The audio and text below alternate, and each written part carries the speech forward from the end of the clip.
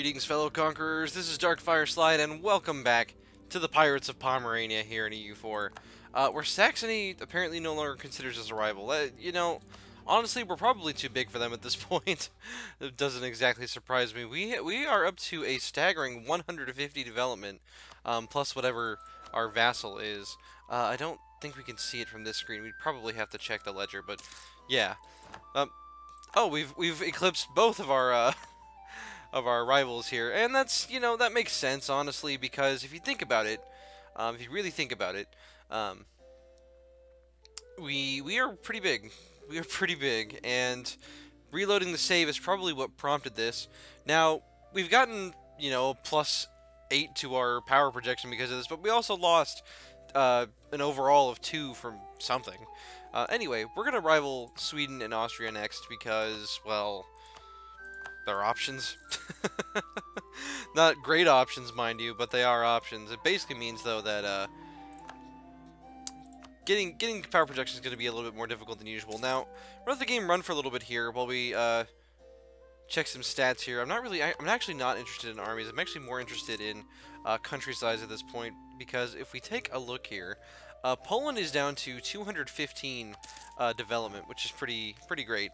Let's see. Our general died, and our truce with the Teutonic Order is up. We also have to worry about some Polish separatists rising up in the near future, but this is not news to us.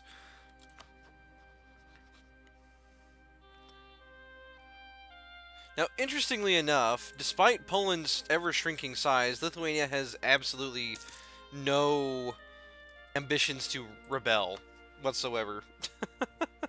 Oh, I did the math, and at the start of this episode, we were down enough manpower that it would take us approximately 3 years just to recover the deficit, and not to actually recover the amount that we lost.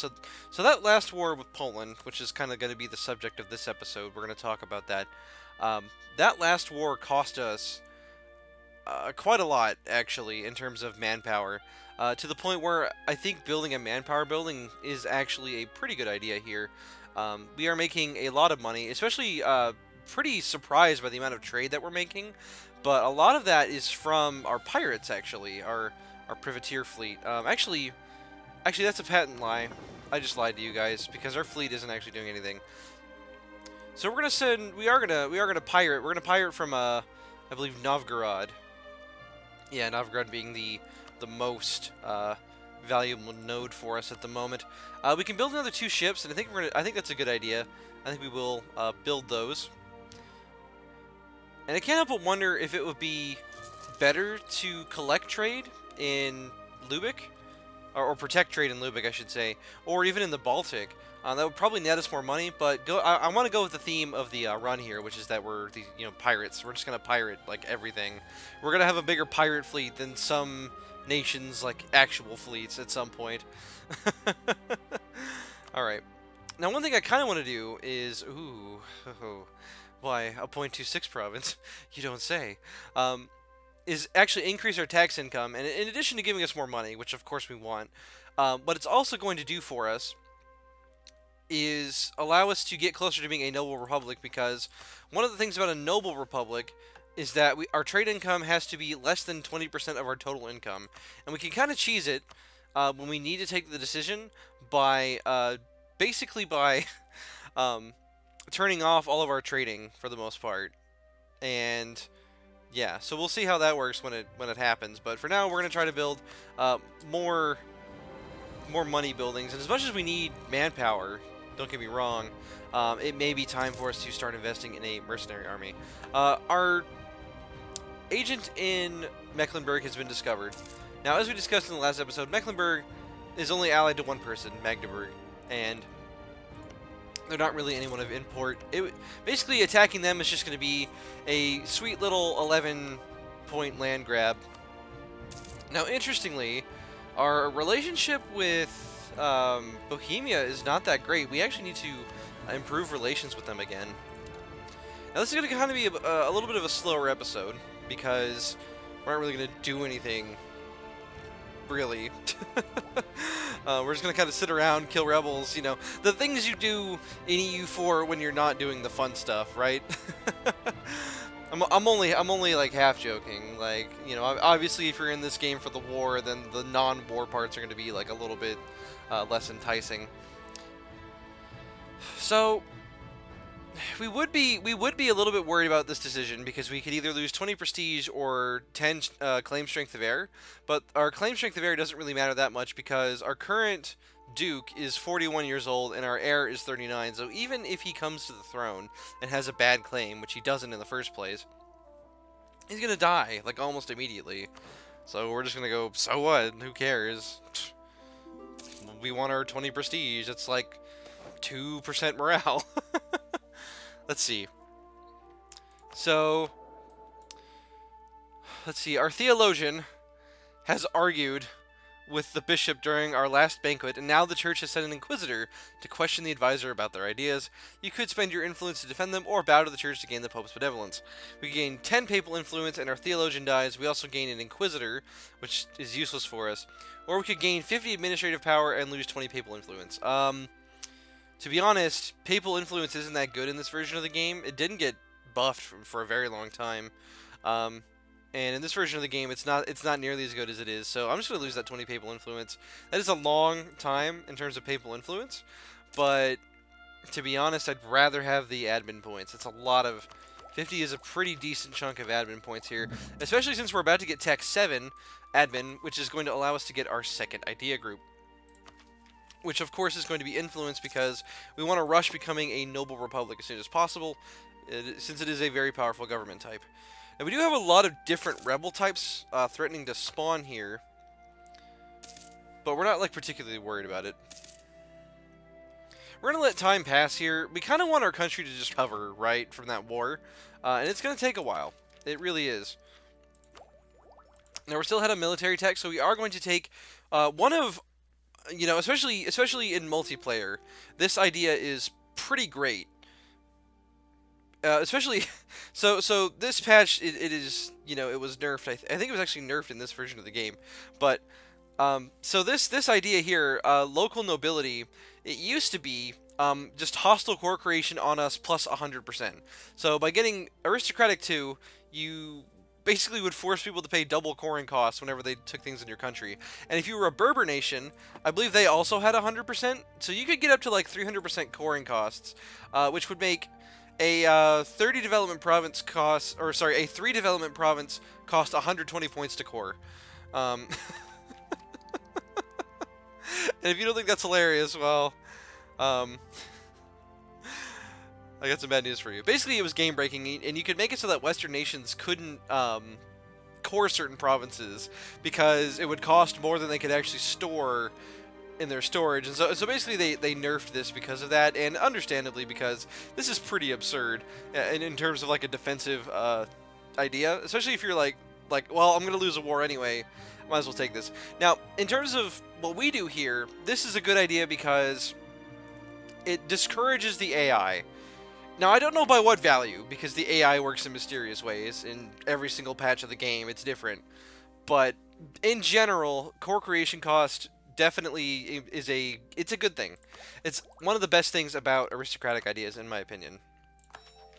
So we are going to pick that up. It also gives a 10% bonus income from vassals, and now we're at 50% vassal income, which is a ducat a month from the Teutons, and that is pretty nice. Now, our truce with Poland is up in 1493, so that's 6 years from now. Now we're just going to kind of run by at speed 5 here. I am going to spend a lot of our money just improving our country. And one thing about Germany, and this is something I've always noticed about Germany, is that base manpower in Germany is crap. It's because the region is basically rich in terms of taxes and trade and production. So to compensate, the manpower sucks. So we're going to try to circumvent that by building some more manpower places. But for the most part, the later we go into this and the more money we actually make doing this, the more we are going to actually spend on like mercenaries for the most part. Now we are going to go pirating in Novgorod, because pirating is fun. And we can pick up Admin Tech 7, which is perfect. And we are, of course, going to take influence ideas, as we said, so that we can get into a noble republic. Once we've completed both of these ideas, of course. Now, one thing that we would be kind of interested in here is actually picking up another vassal.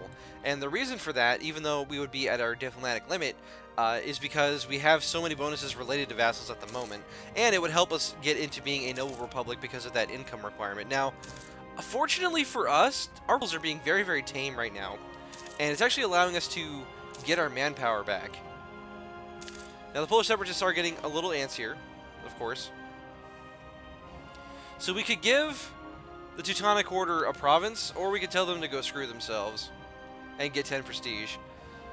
We're going to do that because we're not really angry about them.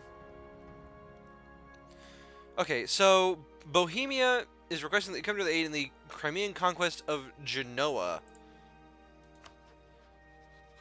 Okay, so what's happened here is Genoa is part of the Holy Roman Empire. And they are being attacked by Crimea, who is allied to the Ottomans. So if we take a look at this war on the diplomatic map mode here, Bohemia is now at war with the Ottomans, Crimea, and Circassia. And potentially also Kazan and Nogai. We don't know.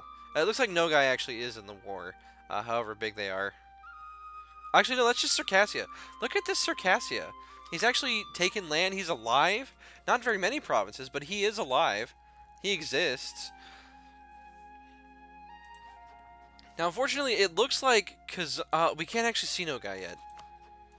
But it looks like Nogai is being occupied by Kazan, which is going to mean they're probably not going to join the war. Now, I don't think that this is a winning war.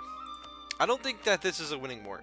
And the reason I don't think this is a winning war is because of the Ottomans, who have 46,000 troops, 21,000 manpower, you know, buckets of money. And who are Bohemia's allies, anyway, apart from us? He has the mighty Alsace, Augsburg, the Palatinate, and Württemberg. A real star cast, honestly.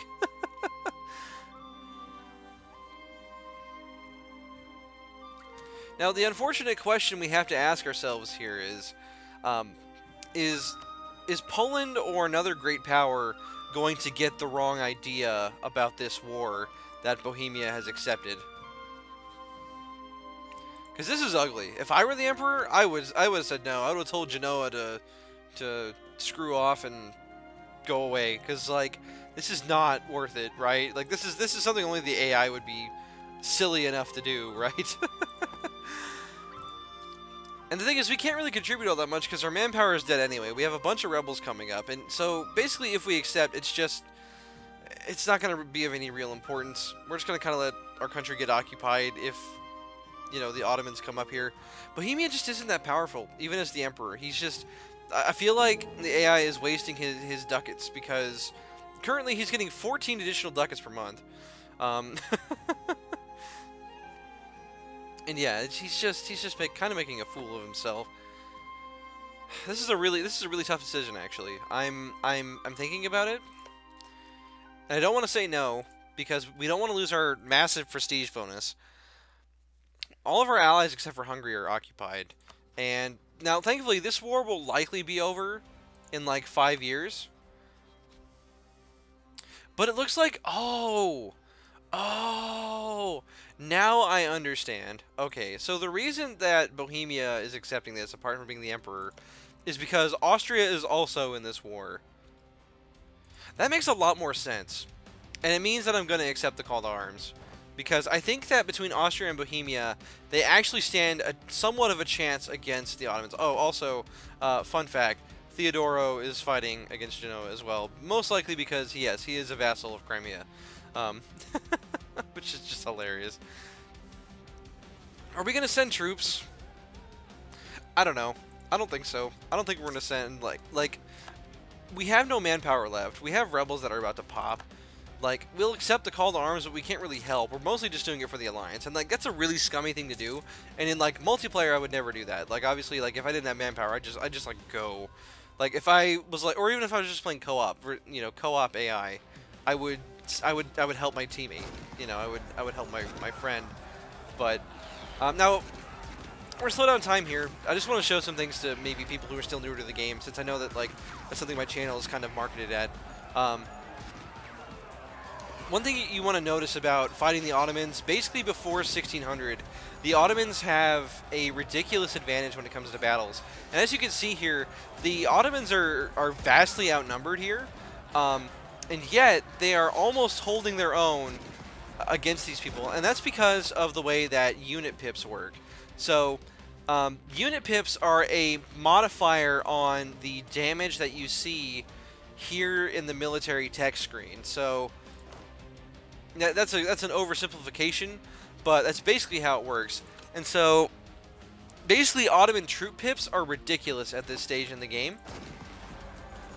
And it means that Western European troops are going to get slaughtered by Ottoman troops in the early game. And it's one of the things that makes beating the Ottomans so difficult, as like Byzantium, for example, because Ottoman troop pips are just so ridiculous, and they get really, really good generals at the start of the game as well. As we can see, this Ottoman stack has a 3-3 general, which is quite powerful. Now, we currently have no general ourselves, and we're actually going to want to fix that. We will roll for one. Oh, he's a magnificent 0-1. We could roll both our leader and our prince. I'm okay with both of these, honestly. I like both of these. Let's see. For some reason, we just got a free claim on Poland. I'm okay with this. And we're basically just going to make our prince the leading, like the standing general. But we're not going to make him a general yet. And the reason for this is generals who are in charge of an army have a better chance of dying. I guess I should say a worse chance. It's a negative. It's a bad thing. Got some German troops fighting some Horde troops out here, and as we can see, Horde troops aren't as scary. Although in this version of the game, Horde cavalry is pretty terrifying at the start of the game. Basically they get Tech 10 cavalry at the start of the game, and so if you fight Western troops or Eastern troops as a Horde in this version of the game before military Tech 10, you just kind of wipe the field as long as you have enough cavalry. Alright, we have gained conquest against Poland. Not surprisingly. Now,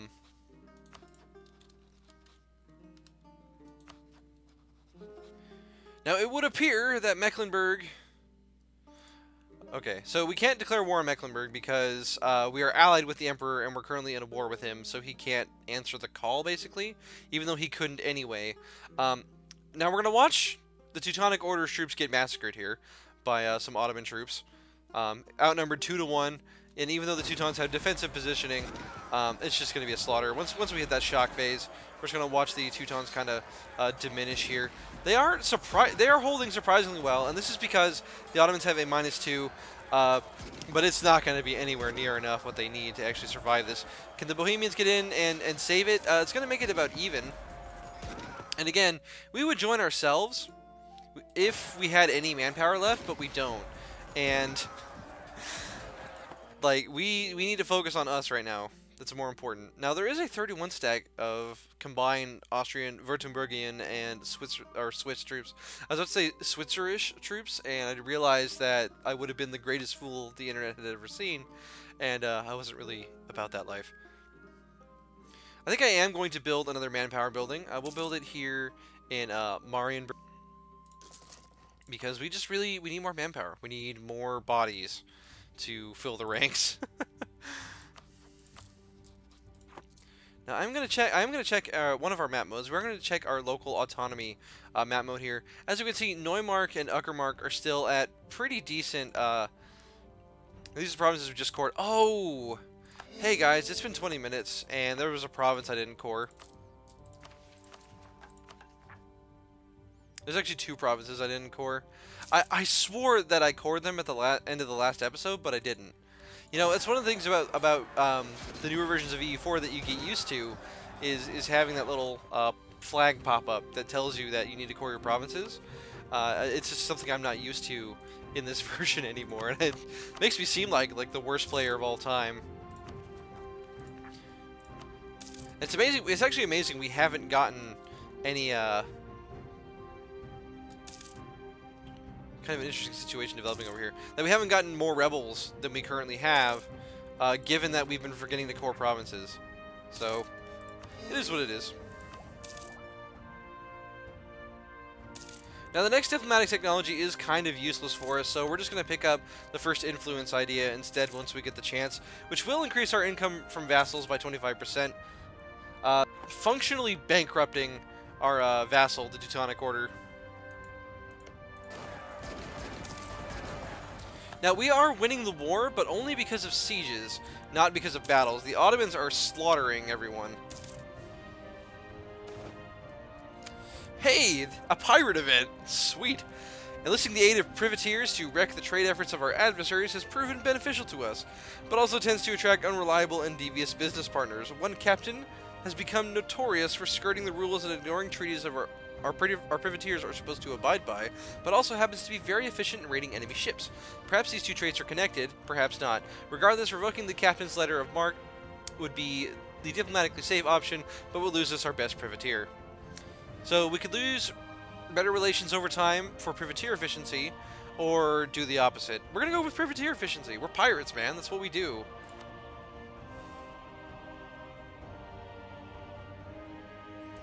And we do have another 100 ducats, and we're probably going to spend that on another building to give us more money.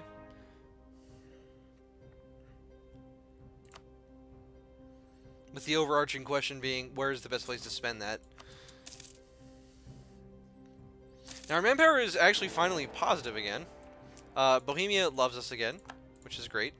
Bohemia has been elected again. The Emperor may have just died in a battle, which is interesting.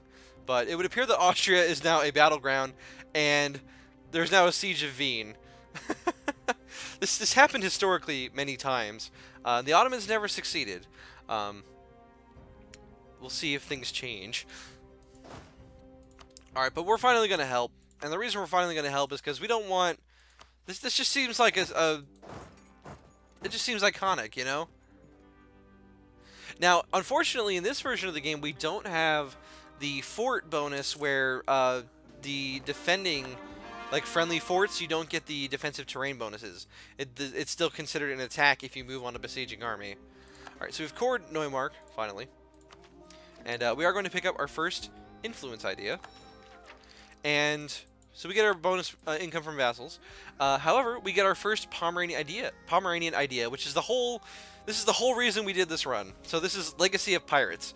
Being a busy network of lucrative trade, the Baltic Sea and thus the northern German coast has always been a very good place for piracy.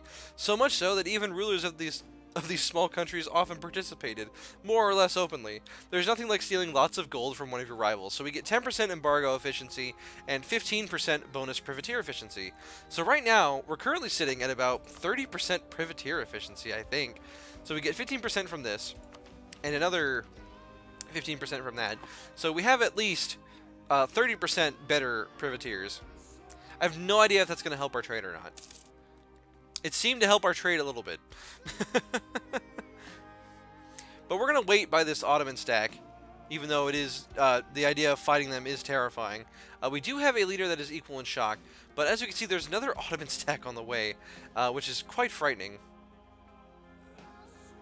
Now, unbelievably, Genoa is somehow, like, sort of coming back from this. We are going to make a bit of a tactical retreat here. You know, it just dawned on me. This version of the game may be before Zone of Control. And what that means is you can walk all over someone's country, go anywhere you want, but to actually, like, beat the country, you have to besiege their provinces. So, but we'll see what happens in this war. This is getting very interesting, and I want to commit our troops, but the problem is, oh, there's a 13 stack of Ottomans heading straight for our lands. Are there Polish separatists? No, they're not in that province. They're not. Is he going to besiege our capital? Where's this Ottoman stack going? He's off somewhere. Running through just a bunch of Turks just running by. He's probably going to, yeah, it looks like he's going to go attack this Bohemian army. So this is one of the reasons they instituted Zone of Control, because even with the forts, you could just walk around and just kind of kill everyone as you saw fit. And really, we're just kind of seeing the full display of the Ottomans' power. And ironically enough, we're still winning this war. just by virtue of holding the war goal, which is Kaffa, I believe. Let's see. So this is a show superiority war, which means that to get the ticking war score, you need to win 80% of battles in this version of the game. Now it's like 10% of war score positive from battles, which is obviously a lot easier to get and more balanced. There are some good things about newer EU4 that I do like. It's not all doom and gloom when it comes to new EU4. There are just a lot of debatable decisions like sailors and corruption that I'm just not really a fan of, and the optional features are just things that I'm just like, you know, I feel neutral towards things like estates. It's not that I hate estates, I just don't care for it. Which is completely subjective, by the way. Alright. So we have some very interesting things here. So Genoa accepted peace, and Theodoro has become a vassal of Genoa. Fair enough. Crimea will pay 14 ducats, and Genoa gets 3.2 prestige. So they traded vassals, which is very funny. What a war. I'm surprised that the Emperor actually won, but that's the AI for you. And the Emperor has decided to actually get the second reform. I just want to say, in the current version of EU4, I almost never see this anymore. This almost never happens. And I don't know if that's due to changes to the formula or what, but you just never see it anymore. So that's really cool to like see that this is happening. Who knows? Maybe this campaign will end unceremoniously by us being integrated into the Holy Roman Empire. By Bohemia, no less. By our trusty, faithful ally. Now, I'm sure that everyone's manpower is now a whopping 0. The Ottomans still have like 3,000 somehow. But let's see, Bohemia actually has 10,000 manpower. He's not completely in the hole. Muscovy has about 20,000. That's good. And let's see, who is that other ally of ours? Oh yeah, we just have so many friends. All right, and Hungary has about 9,000. So really, all of our allies are pretty healthy. Now, in the meantime, Mecklenburg has picked up another ally, and it's Holland. Holland is surprisingly wealthy. They have 40 development over 2 provinces, which, when you think about it, is actually pretty substantial. But that being said, we're just going to kind of squish all their armies anyway. Now, I do kind of want to wait for these Polish separatists to fire, so we're going to wait for that first. But then, yeah, so we just completely obliterated this army. We were playing on speed 5, so we didn't see the battle there, and I apologize for that. But we just crushed the stack and killed 10,000 troops, only losing 1,200. So that's pretty awesome. Actually, there is zone of control in this version. I'm a liar again. It's just so hard to remember what they did and didn't do in the different versions. And we'll just crush that stack too. Wow. We just... Whew. Pomeranian army is so good. It's all those pirates. Now, one thing Holland is likely to have is a terrifying fleet. So before we start this war in earnest, we are definitely going to send the fleet back.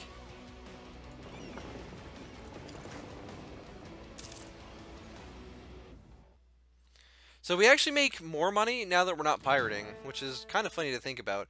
And you know, in between this episode and the next, what I may do is look into where good places to pirate actually are.